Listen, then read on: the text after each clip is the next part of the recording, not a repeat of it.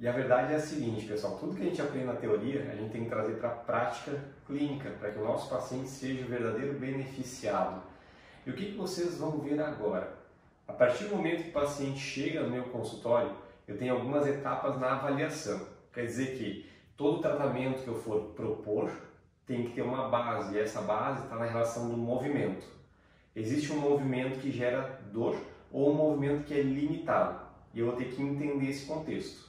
Primeira etapa da avaliação, anamnese, conversa, história do paciente, uma sequência lógica de todos esses fatos. Segunda parte da nossa avaliação já é a mobilidade ativa, movimento dinâmico, obviamente, mas feito pelo paciente. Como que a gente faz isso? Duas formas. Primeiro, estrela de movimento. O paciente vem com uma dor lombar, por exemplo, e eu vou pedir para ele se movimentar em todos os parâmetros. O paciente vai flexionar até o limite e eu observo o que acontece, a amplitude do movimento dele e a presença de dor. E na sequência eu vou pedir para ele estender a coluna e eu observo e faço essa anotação, o quanto ele flexiona e o quanto de sintoma aparece. E a mesma coisa na lateroflexão à esquerda e na lateroflexão direita. Volto para a posição neutra e eu peço para o paciente rodar para a direita e rodar para a esquerda. Normalmente, dentro de cada um dos parâmetros opostos, o paciente vai ter algum tipo de sintoma, ou limite de amplitude ou dor. Se o paciente tem dor na flexão, se ele tem dor na inclinação para a direita e tem dor na rotação para a direita, normalmente, não é uma regra, mas normalmente, ele vai ter alguma restrição de movimento, algum bloqueio nos parâmetros contrários ao da dor. Então, é provável que esse paciente tenha algum nível vertebral restrito, bloqueado, fixo em extensão, inclinação para a esquerda e rotação para a esquerda. Então, eu começo já a criar uma hipótese e, naturalmente, eu vou testando ela um pouco melhor depois. O primeiro teste que a gente faz é esse. Visualmente, eu capto essa informação do meu paciente e eu anoto na minha ficha. Na sequência, eu já vou observar, de perfil para nós lá, em cada movimento da coluna, a presença de duas zonas. Flexiona o tronco para nós lá. E aqui eu vou observar o quê?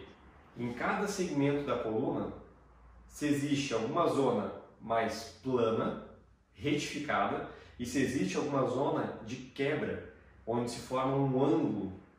Por que isso é importante no movimento de flexão? Quando existe uma angulação, uma zona de quebra, existe um excesso de movimento naquele segmento.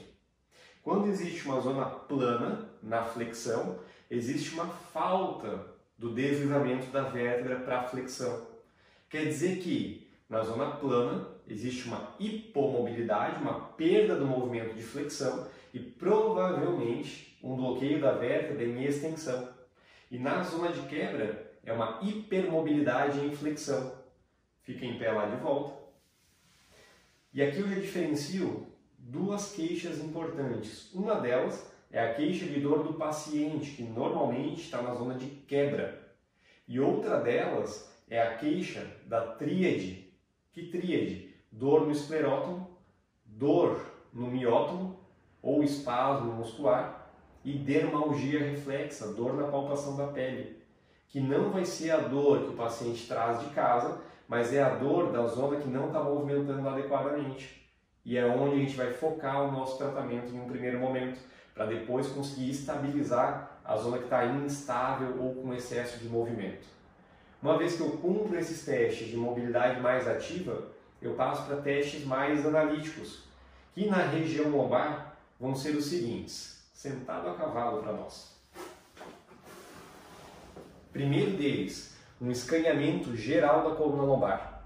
Como que ele é feito? O paciente senta com uma perna para cada lado na maca, se ele conseguir. Se for um paciente de mais idade, senta ele numa cadeira.